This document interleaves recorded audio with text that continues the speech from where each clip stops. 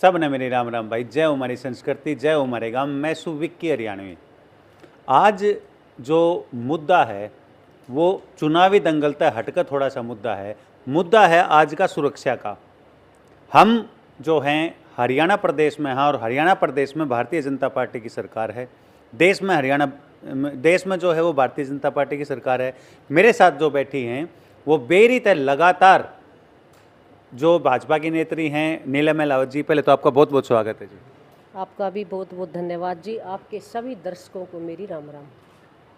Madam जो हैं लगातार बेरी विधानसभा तय भारतीय जनता पार्टी का प्रचार और प्रसार करने लग रही हैं। उसका जो सबूत जो था कल बेरी में होने वाली रैली जो थी उसमें मैडम जो है हजारों की संख्या में लोग बाग लेकर वहाँ पर पहुँची थी। भीड़ इकट्ठा करने में मैडम का बहुत बड़ा योगदान था, उसके लिए आप बधाई के पात्र हो। धन्यवाद। आज की जो प्रेस कॉन्फ्रेंस थी, पहले उस पर आते हैं, उसका क्या मुद्दा था? इसका देखो 11:30 बजे आज मेरा पति जोगिंदर अहलावत की जो व्हाट्सअप कॉल के माध्यम से है वो भाई धमकी आई।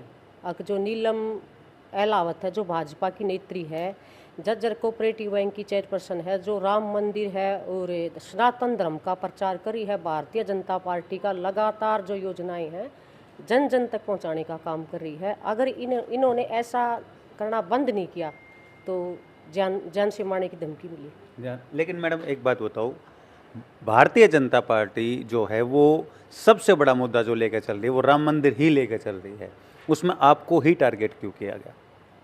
देखो ये तो मैं क्या बताऊं भाई, जो भारतीय जनता पार्टी है वो तो कड़े फैसले ले रही है 10 सालों से, और ये तो जांच का ही विषय है। और हमें ये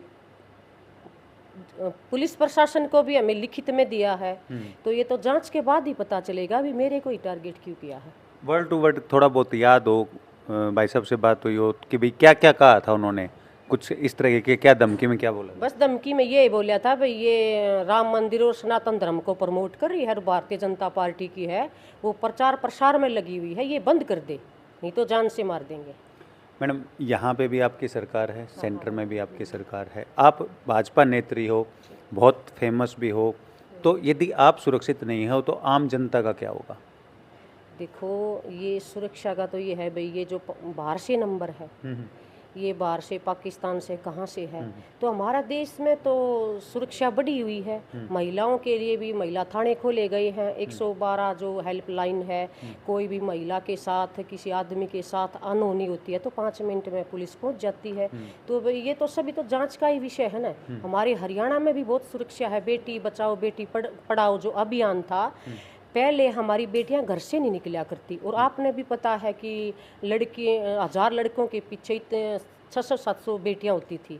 लेकिन जो अभियान हुआ उसके बाद तो बेटियां आपने पता बड़े बड़े मतलब जो पद हैं, जो कठिन पद हैं, उन पे भी हमारी बेटियां काम कर रही हैं, सेना में भी भर्ती हो रही हैं। तो जो भारतीय जनता पार्टी है वो महिला सशक्तिकरण के लिए, बेटियों के लिए बहुत अच्छे अच्छे काम कर रही है, और उनकी सुरक्षा भी मतलब काफ़ी बड़ी है। इस तरीके से अभी बहादुरगढ़ में हाल ही में इनेलो के एक नेता को गोली मारी थी, उनसे पहले उनको धमकी दी गई थी, उन्होंने बार बार सुरक्षा की मांग करी थी। क्या आपकी भी मांग है कोई सुरक्षा की पुलिस से? देखो मेरी कोई मांग नहीं भाई, मैं ऐसी धमकियों से डरने वाली तो नहीं हूँ। ये वैसे डराते हैं धमकी देके, और हमें आज पुलिस में भाई शिकायत दर्ज करा दी है। वो पुलिस अपनी जांच करेगी और जो उनका काम है वो करेगी, लेकिन मैं ऐसे डरती नहीं भाई। ऐसी धमकियों से ये डराने का काम किया जा रहा है मेरे साथ भाई। ये डर जाएगी और ये प्रचार प्रसार बंद कर जाएगी, घर बैठ जाएगी। जिस तरीके से आप प्रचार प्रसार कर रहे हो, गांव गांव में महिलाओं को इकट्ठा करने लग रहे हो, बेरी में बहुत ज़्यादा आपकी जनसभाएं हो रही हैं, कल की जो रैली थी उसमें आप हजारों की संख्या में लेकर लोगों को पहुंची थी, क्या उस चीज़ की बौखलाहट से आपके विरोधियों का काम तो नहीं हो सकता है? देखो ये जो भारतीय जनता पार्टी है ये देश की सबसे बड़ी राजनीतिक पार्टी है, पूरे विश्व की बड़ी पार्टी है, और विपक्ष का मतलब यो काम है वही गुमराह करना।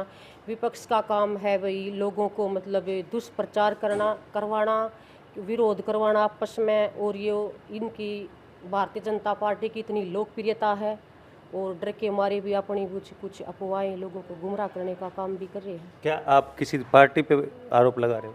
पार्टी पे मैं किसी पे नहीं आरोप लगा रही, मैं अपना काम पूरी कर्तव्य निष्ठा के साथ करती हूँ। भारतीय जनता पार्टी की जो नीतियाँ हैं वो जन जन तक पहुंचाने के लिए मैं हमेशा तैयार रहती हूँ। और अपनी माताओं बहनों के लिए तो मैं दुख सुख में हमेशा उनके बीच में भी जाती हूँ, उनकी जो समस्या है भाई उनको समझती हूँ। आगे अगर पार्टी मुझे इस लायक समझती है और हमारे जो बेरी हल्के की जनता जनार्दन है या जिम्मेदारी मुझे देती है, तो उनकी जो समस्याएं हैं तो मैं सरकार के माध्यम से उनके जो जो काम हैं उनको पूरा करवाने की भी कोशिश करूँगी।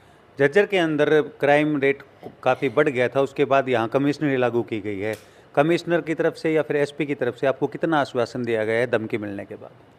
देखो अभी तो पूरा मिला गया है। मतलब पहले 10 साल पहले की जो सरकार थी उनमें भी अपराध होते थे और मुझे लगता है कि अब कम है।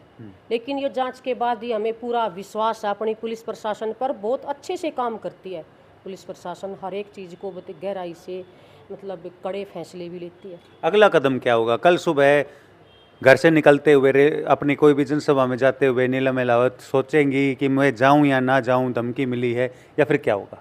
लेकिन डरना तो मैंने ज़िंदगी में सीखा ही नहीं और मैं बिल्कुल नहीं डरती।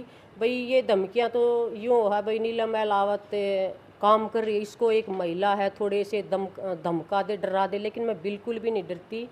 मैं हमेशा जनता के बीच में रहती हूँ और जनता के बीच में रहूँगी आगे भी।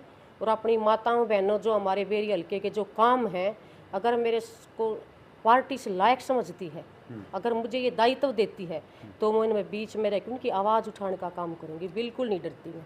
मैडम, यदि हमारी वीडियो को धमकी देने वाला भी देख रहा हो तो आपकी तरफ से 2 शब्द क्या होंगे उसको? मैं कड़े शब्दों में निंदा करती हूँ धमकी देने वालों से। नीलम कात्यायन एलावत ना झुकेगी, ना डरेगी और ना दबेगी, निरंतर अपना काम लगातार कर रही है और आगे भी ऐसे ही करती रहेगी। आज की जो वीडियो थी उसका मुद्दा सिर्फ आज जो मैडम को धमकी मिली थी उसका मुद्दा था। राजनीतिक चर्चा आज हमने इसमें नहीं की है।